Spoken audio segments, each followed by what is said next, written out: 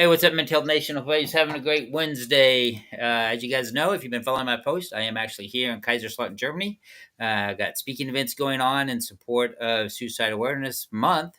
And suicide was today. You said today is suicide. What'd you say, Lynn? I just drew a blank.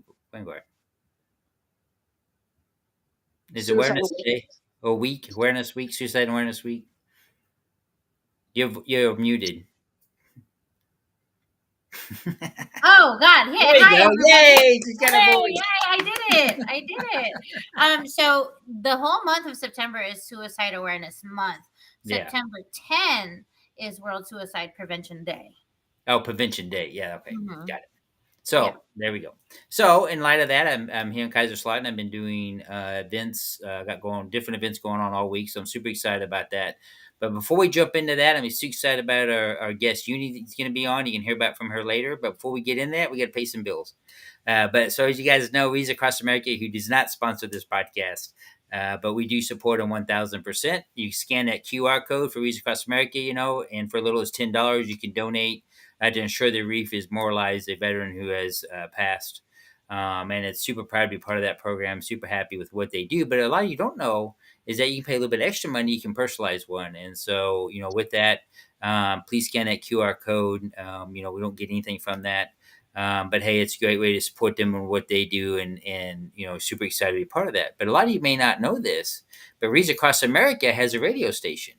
And their radio station replays Lynn and I's podcast Fridays at 8 p.m. and Sundays at 10 p.m. And it's super easy to find. All you got to do is download the iHeartRadio app, the TuneIn app, and the Audacy app, and search for Wreaths Across America Radio, where they have our great podcast, but all the great podcasts and great music they play. And you need to really check them out. But hey, along with that, you got 10th Mountain Whiskey. You guys, I talk about that a lot. I live in Italy, for you people who don't know. But my Italian friends are loving it, and so you need to give them a try. We'll throw the website and the little code up there, or the website for you to go out and check them out.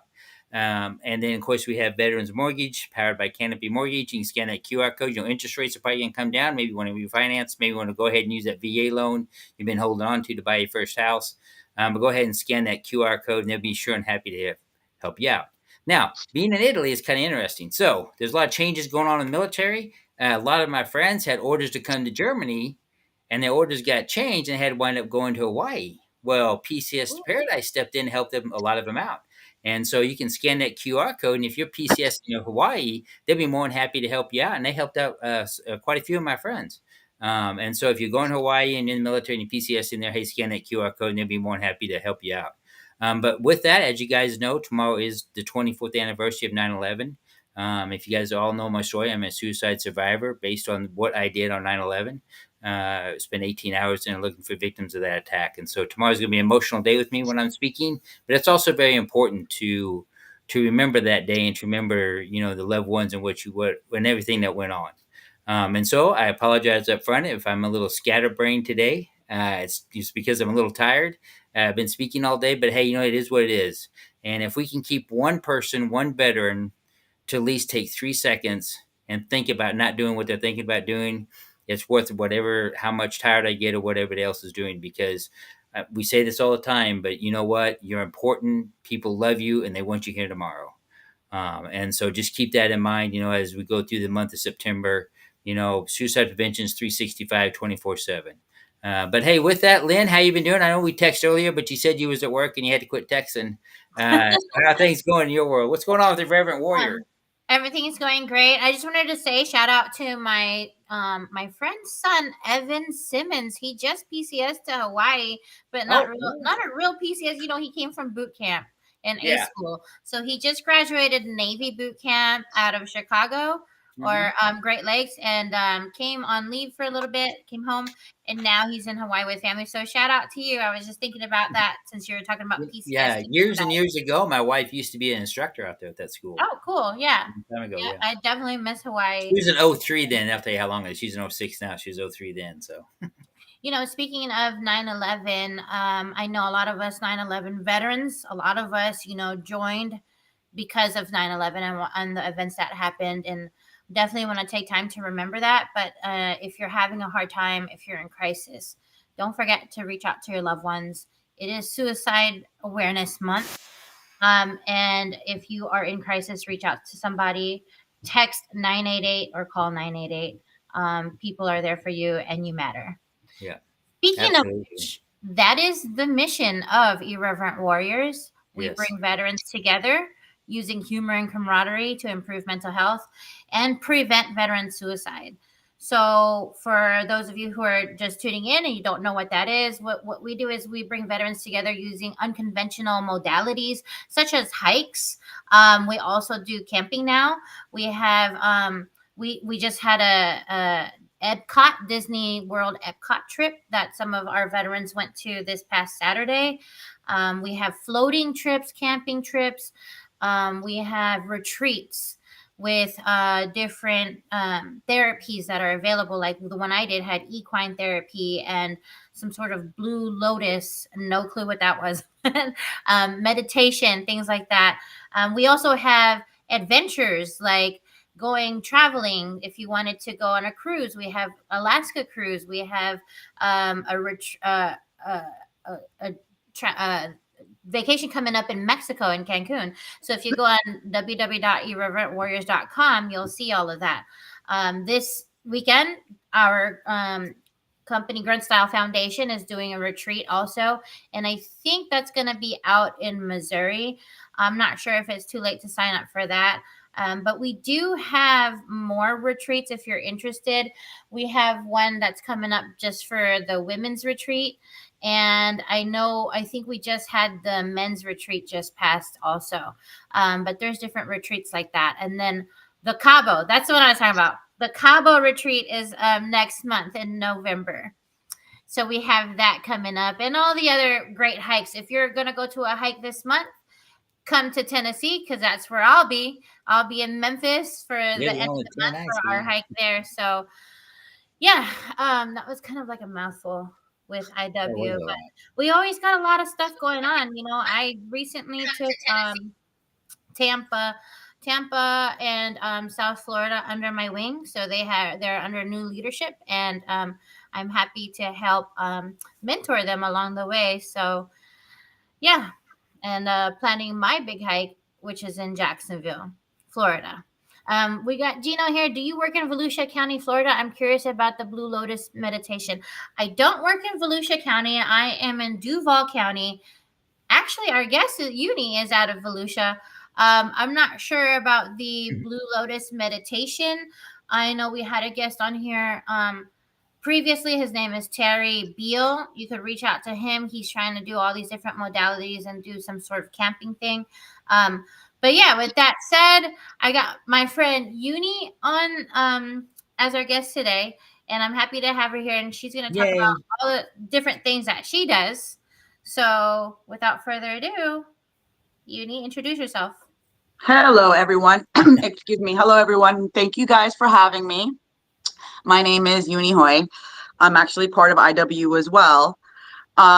Air Force, I was an Air Force medic, Air Force combat medic from 1999 to 2009. I was stationed mainly out of Herbert Field, AFSOC. And then I did 2 tours overseas, one to Saudi, one to Kuwait in 2003 and 2005. And then I finished off my my enlistment in Korea, Germany, and then stateside at different bases in Jacksonville, Keesler, Travis, et cetera, et cetera. Were you in K-Town when you were in Germany? Kaiserslautern? Of course I did. Who doesn't? That's where I'm at right now. who hasn't been there? Right now. I haven't been there. I lived in Siegelbach. So I remember that's a little place where I lived in when I was out in Germany. I loved it. It was an opening eye experience for me being, what was I, 26 years old out there. So, you learn when you're out. It's quiet. I liked it. It is very quiet. It's something that you get used to.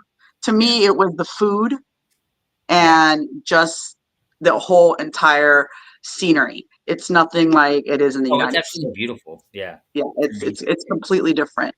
It's interesting because, of course, I live in Naples, Italy, which is completely different. And so now that I'm here in Germany, I have to remind myself to go eat because the restaurants close around 9:00 here. And in Italy, a lot of the restaurants are just getting busy, so I have to constantly remind myself, go eat, go eat. Or everything closing early. Everything closes early in Europe, period, is what I've come to realize when I lived in the UK as well. It's the same concept out there, where everything in England Everything seems to. closes early in Oklahoma when I lived out there. So, Yeah, in Hey, Italy, listen, I was stationed in Arkansas, and that place has a dry county out in Jacksonville, Arkansas. Yep. So, Well, it's funny because in Italy, at the restaurant I work at, we open at 5, and from about 5 to 8:30, it's the Americans coming in, and then from 9 till midnight or 1 in the morning, it's all the Italians coming in to eat, and they yeah, come in with their kids. they just get started then.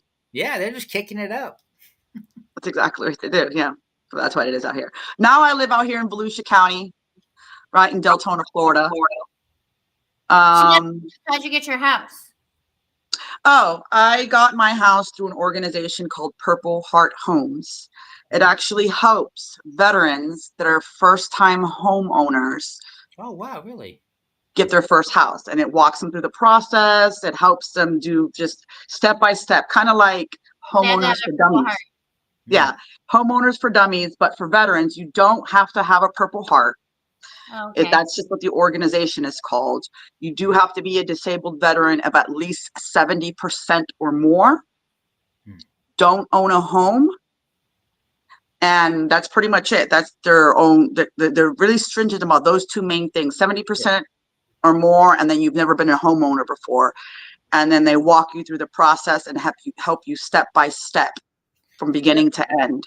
That probably because there's certain programs that you qualify for and don't qualify. Because I know first-time home buyers have certain programs, and then I'm sure maybe over 70% disabled veterans have some different programs too that you qualify for that they know about. Because I mean, there's so much out there, especially in the home loan arena. I mean, I've owned many homes. I bought my first house when I was 20.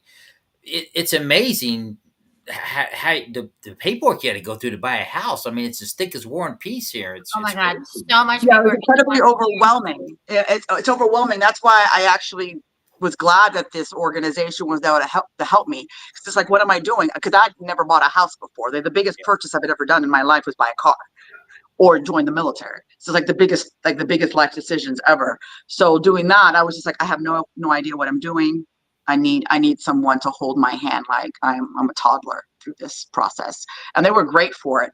I had my realtor that was there from beginning to end. She told me about this house in Florida, told me everything I needed to do, and it's pretty much what I bought myself back in 2020 for my birthday that year, because that's the year that I purchased this house. Well, congratulations on being a new homeowner. Thank you very much.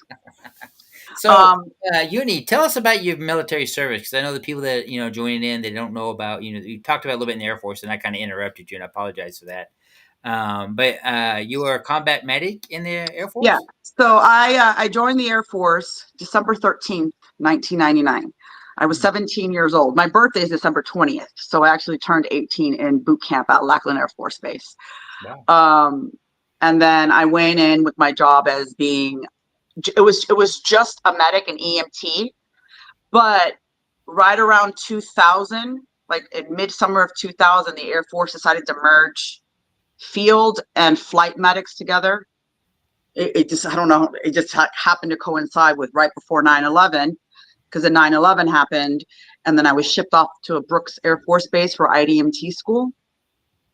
And then, it's pretty much paramedic school. It's a fancy name for paramedic school. And then after paramedic school, that's when all of the translates into the civilian world, unlike anybody else's branch. Yeah, when you're in the Air Force, one thing that the Air Force does provide from you that I've learned that none of the other branches do is that all of your medical training, it actually transfers to the civilian world. So therefore, any licenses or any certifications that you get while active duty, you can use while in the civilian world. So like I actually got certified as a paramedic. Not by the Air Force, but like the United States National Registry, that I had to take with any civilian or any person that wants to become a paramedic. I had to take the same exam as them. So that's one of the pluses about doing anything in the Air Force when it comes. I don't know any of the other jobs, but particularly medicine, that I know that it transfers to the civilian world. So it's like a really good plus there, that once I got out the Air Force, I was able to find work. But I got out the Air Force and used my GI Bill to go to PA school, so that was irrelevant. So you went to PA school. Yeah, I went to PA school at Nova Southeastern University, and I specialized in neurosurgical and orthopedic care. And I worked with 2 specializing doctors down in South Florida. And I was just a right-hand girl for a good 8 years, I would say, just doing surgeries, et cetera, for them, traveling back and forth between Florida and New York and New Jersey and Texas, performing a lot of back surgeries, discectomies, laminectomies, T-lifts, et cetera, et cetera. So my older brother's having a reverse shoulder surgery tomorrow. Huh. What injury does he have? Many injuries over the years that he What is just it, ignored. rotator cuff? Needs a rotator cuff repair. Yeah. But that watching the video of that reverse, that's weird. I mean, for somebody that doesn't know anything about medical stuff, how they just flip it. Yeah. It's cool. Like, I think that medicine is cool. Like, that's what really got me into it at the beginning. Just like the fact that you can patch somebody up, stitch them up, glue it up, just put somebody back together. To me, I find it absolutely fascinating and interesting, and that's what got me into medicine. Well, you were a combat medic with Special Forces in the Air Force, and then you got a silver. Was it silver or bronze star? It's a bronze star for surgical services. I got back in 2004. It was presented to me by the Sergeant Command Major of the Air Force. I always think that he saves lives, and then we're the ones who destroys them. So, how did you go from medical person to now using water therapy or aqua therapy and diving? Well, I'm also a scuba dive instructor, and I am part of an organization, Aquanaut Scuba Adaptive Programs, and we teach veterans to dive at absolutely no cost to them as a form of aquatic therapy. We teach veterans and people with disabilities. It's what got me into that was because after the medicine, after so long of dealing with it, I was worn out. I was between surgeries and flying back and forth. I was done. I was done with just the hours were killing me.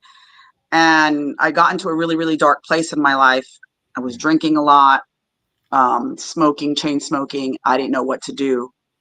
And then I moved back from the West Coast back to my parents' house. And I knew that something had to change. So I came across this program, Aquanauts. And I met this Marine, Gunny Worth O'Brien, and he completely changed my life. He taught me that there's a completely different world underwater that can help you just deal with everyday life. Because when you're down there, it's like nothing you've ever experienced before. It is an alien world. Are there aliens there? You don't breathe like them. You can only stay so long down there, and you can see when you're down there and you see the coral, the fish, whatever it is that you're looking for, you could see everything alive around you. And the only person that's down there is just you in this big, vast environment. And you don't know what you're going to see, but it's just such an experience to feel. And when you feel the pressure on your body as you're descending, as you're equalizing, as the water fluctuates between cold and warm, when you feel that change, it's an experience that you can't just describe. You actually have to be there and feel it for yourself. And that's what made me fall in love with it. What I call blowing bubbles. Being in that, you forget everything on the surface and you're just focused on what's happening in this little world that you're around. It's amazing. Just when you see the tiniest fish to the biggest shark, whatever it is that you see, it is just surreal. Even if you don't see anything, just being around the coral and seeing it alive and breathing and doing its thing right before your very eyes. It is the therapy that I think anybody and everybody needs. And we take everybody, we take anybody, people with anything from physical disabilities to psychiatric disabilities. It doesn't matter. Because I am both certified to be a buddy diver, and we're both certified in the Handicapped Scuba Association. So a lot of our people are, paraplegics, quadriplegics, missing arms, some of our divers are blind, deaf. It doesn't matter. We just want to bring you into this new world and introduce you to something that's not as crazy and as stressful as this world that we live in every day, that there's peace that we can find right here in our backyard that doesn't involve drugs, alcohol, or anything like that. It just involves nature, is what I should say, nature. What do you think it was with diving that really made you look at your situation differently or act differently? I mean, because for a lot of people it's different, but to finally find something that kind of gets you out of that funk area where you're in that constant circle of life, right? So of course I'm a suicide survivor. My brother, obviously found me and I survived, but I couldn't figure out how to break that circle, and that's what ended up leading to my attempt. And I didn't have that, like you found diving and things. I didn't have that. And so I'm just curious on what was that about diving that kind of changed in you? Because it was scary, because it was daunting. It was like putting on this thing in my mouth and putting a mask on. And then when they say, we're going to go down to 20 feet of water, I'm like, 3 feet in the pool, 6 feet in the pool. You don't think about it. But then when they start telling you, I'm not going to lie, I was terrified at first when you put all this equipment on and then they're slowly descending you down and down. And then you feel the pressure on you and you feel how it gets tighter and the water gets colder. And you realize that when you look up and you realize, oh shit, I'm 60 feet underwater. But then it's getting past that. You're like, oh, this isn't so bad. It's almost like a release. It's like this, like I said, it's like this. It's like you're really, really on one of this drug that gave you this incredible high that you didn't know that you needed, but you're not taking anything. Yeah. It's just literally descending down into the cold vastness and blackness of the ocean. The deepest that I've gone is 155 feet. And let me tell you that doing that was daunting in itself. Yeah. So it's like when you get down there, it's just like nothing else matters. Not your anxiety, not your depression, not the bills that you owe. Nothing else matters. What matters is that moment that you're in, that you cannot believe that you are down here breathing oxygen. 150 feet down, were you touching the sea floor? Yes, ma'am. Oh, wow. And what coast was that? Excuse me? What coast was that? Lake Atlanta. I did it in Pompano Beach, Florida. Oh, okay. Yeah. There's my favorite picture when I'm kneeling on the ocean floor at 155 feet, right next to this wreck. Wow. Oh, wow. So it's a picture that I want to get blown up and put up right here in my living room, because it's like one of my favorite pictures of myself, because I find it absolutely not necessarily everybody should go down deep, but I feel like everybody should try it at least once. Yeah. Even if you go down to 20 feet, like just experience like the surrounding of it, the feeling of the ocean around you, and then the fact that you're breathing underwater, and this is a whole new, it's an alien world around you. We can't all go to space, but we can all go into the ocean, no problem. That's I'm not going to the ocean, but I say this all the time. I like getting my oxygen like the traditional way, like above water. So like that's my favorite way of getting oxygen. I don't know about y'all, but like. Oh, I know that there's some people that we've had students that, because we always start in the swimming pool. We always start in the swimming pool, and you got to do a full day's class in the swimming pool, and you got to pass all these certain little tasks before we even think about putting you in the ocean. And we have some people that they can put everything on and they'll go down 5 or 6 feet in the water and they're like, yeah, this isn't for me.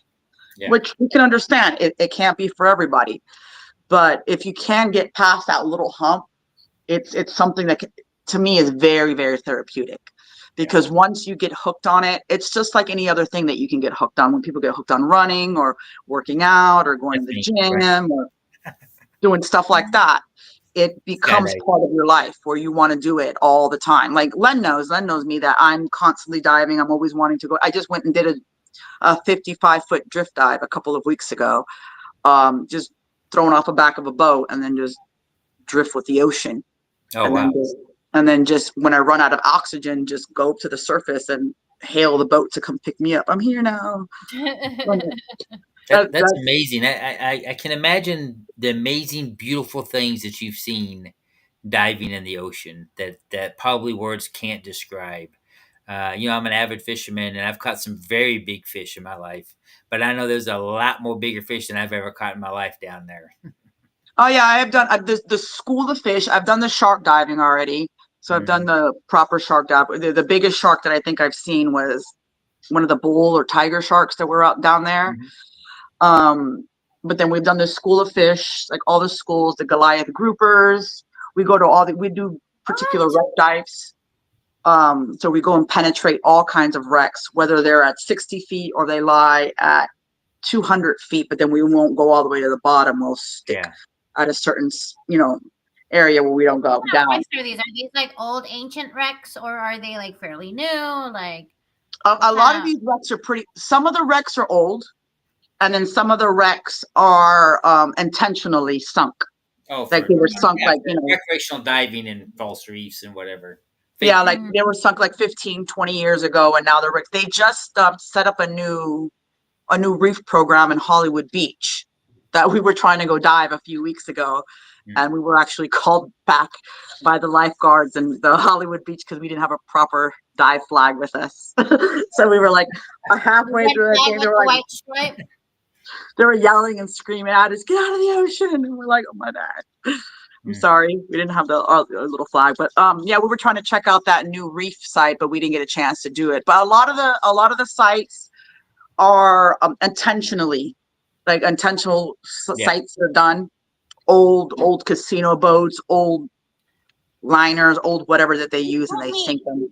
You told me that there was one that was like veterans or something, like statues. Was that in the Gulf Coast? Oh, okay, yeah. I did this one. This is in St. Petersburg. It's called the Circle of Heroes. It is I want to say they're like 8-foot statues, 6 to 8 foot statues. They're sunk in 40 feet of water. In clear water out there. The water ain't clear. And there's a statue for each of the branch of the military. So there's one for the Air Force, Army, Marines, the Navy, and so on and so forth. And there's a few other statues that commemorate like the first female pilot, the first Black pilot, the first this, the first that. And they're out there in clear water, and they're sunk. So yeah, there's a couple of military ones out there. There's that one, and then there's a new one that I think they're putting out in Key West, but they haven't really set a date for that one yet. So walk me through the process. I'm a veteran, and I get this itch, and I want to go learn how to dive. How does one go about that? Well, you have to go to the website, which is Aquanaut's scuba programs. Aquanaut, like an astronaut, but Aquanaut. And right there under like one of the tabs, it is the veteran program. And all you have to do is upload your information, upload your DD-214.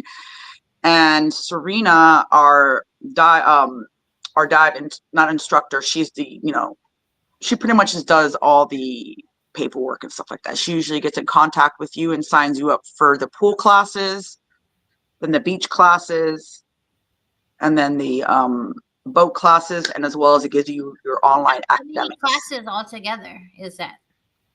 You have to do an online academics, which is about a 4 to 6 hour course, I would say, depending on how you guys do online, how everybody does your own online courses. And then the pool day is an all-day event. The beach day is an all-day event. And what I mean by all day is I mean by like 7 o'clock in the morning until about 5 o'clock in the evening. And then the beach day, so it's pool, beach, and boat. So normally online academics, and then you have your 3 boat days, and then that would get you your basic open water certification. And then after that, you can, if you were like, love it and move on, then there's so many other courses that you can take, whether it's navigation, wreck diving, deep diving, advanced diving, nitrox diving. Once you get past the basic and you really, really fall in love with it, or you really like it, there's so many different things that you can do. So many different courses that I say that you can do that opens up for you that you can be interested in doing. This is exactly what I did when I started. I fell in love with it, and I was just taking course after course after course after course after course. That's why I got so obsessed. Have you done cave diving yet? Like in Absolutely not. You have to take special courses for that, though, right? You gotta be a technical diver. That's a whole other diver. I'm a recreational diver. Technical diving is no. That's a little bit too daunting for me. Where I look up and there's nothing. There's just a cave. I don't know how I feel about that. I still like the fact that I look up and I can still see light. I mean, I've dived into a cave and then maybe 10 feet and then went back up. Well, our little buddy, Chris Bachman, he just did his first cave dive, and I was asking him all about it, and it was completely daunting. He went somewhere out in Bahamas. Really? Yeah. He's a diver. Yeah. He was telling me all about it, and I told him, hey, more power to you, because I'm not getting in no caves anytime soon. I barely like to get into the springs when they start to get really, really dark, because when it gets dark and cold, I'm like, I don't know. I don't know about all this. Yeah, I don't know about any of that either. I mean, the springs are it's 70 degrees all year round, though. Yeah, depending on which one. Like Devil's Den is, I think, 72 degrees all year round. Oh, wow. So it depends on which one. The one right here in Blue Springs with the manatees, that one fluctuates. Mm-hmm. So it all depends which ones you go to. King's Landing, that one's pretty like same temperature all year round. So for those people who don't know, in Florida we have tons and tons of springs. So it's besides the beaches, besides Orlando and Disney, and besides the gators, we have wonderful springs. It looks like you're in a jungle. There's caves inside these springs. We have rivers that we can float in.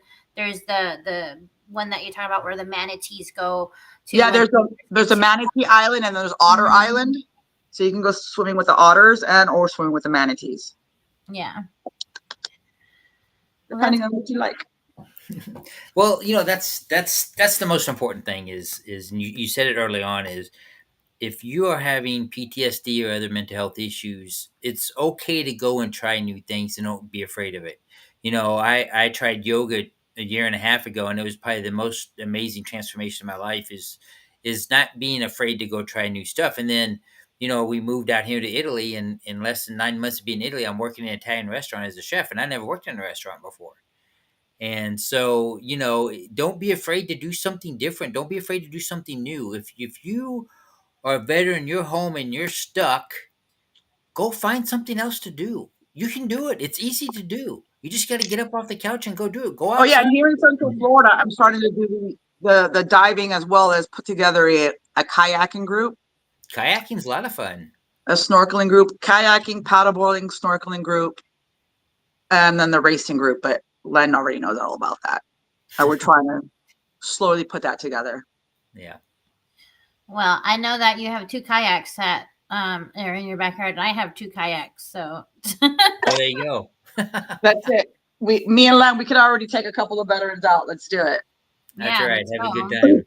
Well, we when I go home to Missouri, my sister lives by the James River. We kayak on the James River all the time. It's a lot of fun. Just go out there and go an easy float. And it was kind of weird though. We were floating last time, and my father passed away 4 years ago, but I never took his number out of my phone. And we're in the kayak, and I have my son with me. He's in front. We're in a 2-person kayak, and it starts raining. Not thunderstorm, but just raining pretty hard. And so I pick up my phone, and it said calling dad. And it would never hang up. And then finally it hung up, and then I put the phone down below. But for 10 minutes, it was just saying calling dad. So I guess maybe my dad was out there with us while we're kayaking, because he loved to always be out in the water and fishing and stuff. But I thought that was just really weird, random thing that happened. Oh yeah, that is random. That would have that would have been a moment for me. Yeah, it was. That would have happened. I would be like, "What's going on?" Yeah, but the scuba diving, running, kayaking. Who else did we have? We had the cold plunge. And then all the different modalities. These are all different modalities to healing and different therapies that people can do. I just had a meeting yesterday with somebody from our headquarters with IW, and he's like, "What is it that you do for yourself?" I'm like, "Well, at the end of the night, I kind of meditate. I put on some meditation frequencies, and then kind of like do the shavasana pose until I fall asleep." It's like he told me, he said, most people that he talks to in our organization, he's like, "Well, what do you do for yourself?" And most people say, "Well, I'm helping this person. I'm helping other people. I'm helping blah, blah, blah." Okay, cool. But how are you helping yourself, right? Like, that's cool and everything, but you still need to take time for yourself. And that's a big thing when it comes to mental health, is always taking time for yourself and finding something that you love. Because I know Uni loves diving, find something that you love. I love helping people. I also love to go to raves. I like to hang out and barbecue, hang out by the pool, hang out by the beach, go travel. That all of these things. You have to find what brings you joy. I mean, really brings you joy and happiness. I mean, just when you're sitting at your desk at work, or when you're in your house and that thought of that thing that you did comes to your mind and you smile, you need to be doing more of that. Yep. Because if you can just look at a picture on your phone, and I do a lot of things, and just say, "Man, that was a good time. I really enjoyed that moment or that time." And if you only did it once, go try it again, because it brought you some level of joy. And you don't know it till you try it, right? We always just tell my son, a no thank you bite is what we would call it. And if he didn't like it, then that's fine. But he needed at least try new food. So go try a no thank you something. Go try it at least once. If you don't like it, fine. Then try something else. See, that's what I tell about people with diving, because a lot of people are daunted by that. They're like, "I don't know about going underwater." I'm like, we're not going to go throw you into the ocean with a great white on the very first day, 90 feet in the water. I'm like, I promise you're going to be in a swimming pool, that's 3 feet of water. So no animals, no sharks, nothing around you. You can sit in the bottom of the pool, put the mask and the regulator in your mouth. If you don't like it, you don't like it. At least you know that you don't. It's a little claustrophobic when you're not used to that, to have all that stuff on. I mean, Yeah, that's why it's an all-day thing. Yeah. That's why it's an all-day thing your very first day, because you start at the 3 feet, but then you have to go to the 25-foot deep end of the swimming pool, and then you got to stay down there for 45 minutes. Oh, really? Wow. Okay. That's the test. That's the that says, okay, now you're ready for the beach. So there's like, it's not like when a lot of people, when I'm like, "Yeah, let's go scuba diving," they're like, "I don't think so." I'm like, I promise you, it's all in the swimming pool first. And if you don't like it, you'll know right away that you don't like it. But if you do like it, I promise you, it'll open up in a completely new world for you. A completely new world, a completely new form of therapy, a completely new form of everything for you, because it's something completely new. It's a different world. It completely is. And every time you go diving, it's never the same. It's never going to be the same. Do you know, our producer Chris is asking, do you know Warfighter Scuba? Nick Powers is a friend and a platinum SSI instructor trainer. No, I do not know who he is. Yeah, he says that we got to hook you up and get you all together, do some diving together. Yeah. So he says, stay on after the show. I got you, he says. Okay. Yeah. Well, we're getting ready to wrap this up. I want to thank everybody for tuning in. Uni, I want to thank you for your service, and thank you for everything that you've done, not only while you were in service, but after your service and becoming thank you for having me. I really appreciate it. No telling the impact that you've had on so many people's lives. And it was a lot of fun having you on the show. So feel free to come back anytime. And maybe share some pictures of us of your scuba diving and things that you've seen down there. It's a lot of great fun, but it's so very important, and we talked about it tonight's show, is just finding something that you do that you enjoy. For me, I love to run and walk. It's just something that I've always done my whole entire life, and work out. And it's funny, in one of the classes today, they were saying, if your thing is working out and that's what you do, maybe you need to do something else to bring you another level of joy, right? Because if it's something you've always done, how much joy does it bring you? And I was like, well, that's a pretty good point. and that's why I started doing yoga, because then that kind of changed my mindset. So there's nothing wrong with working out. There's nothing wrong with going to the gym or running or doing whatever you do. But if that's something you do all the time, then maybe I should try something different sometime. Mix it up a little bit. Yeah. Go roller skating or rollerblading or pick up a skateboard. No, I'm just joking. I got arthritis. Don't go skateboarding at my age. My knees hurt.